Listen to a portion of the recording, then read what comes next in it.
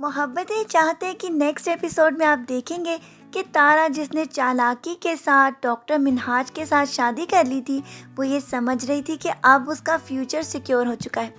لیکن منہاج کو تو اب ہر بات کے بارے میں پتہ چل چکا ہے کہ یہ کتنی چالاک عورت ہے، اور سنیہا کی زندگی برباد کرنے کے لیے اس نے چالاکی کے ساتھ فراز اور سنیہا کی زندگی میں دراڑ ڈال دی ہے، اور ان دونوں کی زندگی کو تو اس نے تباہ و برباد کر دیا ہے. لیکن اب جب کہ سنیہا بھی ڈاکٹر منہاج سے یہ کہہ چکی تھی کہ وہ اس سے شادی کرنا چاہتی ہے، اس کے بعد اسے پچھتاوا ہو رہا ہے اور اس بات کا افسوس ہو رہا ہے کہ کتنی چالاکی کے ساتھ وہ اس کے ٹریپ میں آ چکا ہے،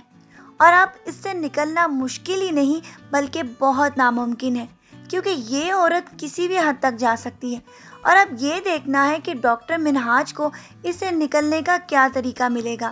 جبکہ آپ یہ بھی دیکھ چکے ہیں کہ اب فراز جس گھر میں رہ رہا تھا اس لڑکی کی حقیقت بھی اس کے سامنے آ چکی ہے کہ یہ بیچاری تو برین ٹیومر کا شکار ہے.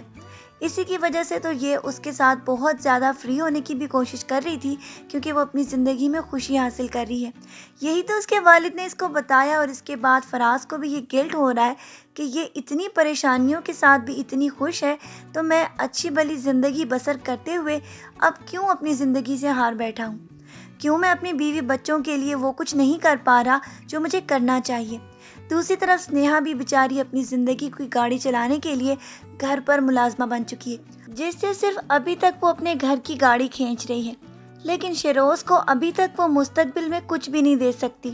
اسی لیے تو اس کے ایڈمیشنز کی ڈیٹس بھی آ چکی ہیں، لیکن وہ اس کو تیاری نہیں کروا سکتی، اسی لیے کہ اسے معلوم ہے کہ وہ اس کی فیس ہی افورڈ نہیں کر پائے گی. ابھی تک تو اس کی والدہ اس کو سمجھانے کی کوشش کر رہی ہیں کہ اللہ تعالیٰ آگے جا کر سب کچھ بہتر کر دیں گے، تم امید کا دامن اپنے ہاتھ سے نہ چھوڑو. امید کی جا سکتی ہے کہ آگے جا کر اس کی زندگی میں بہت خوشیاں آنے والی ہیں،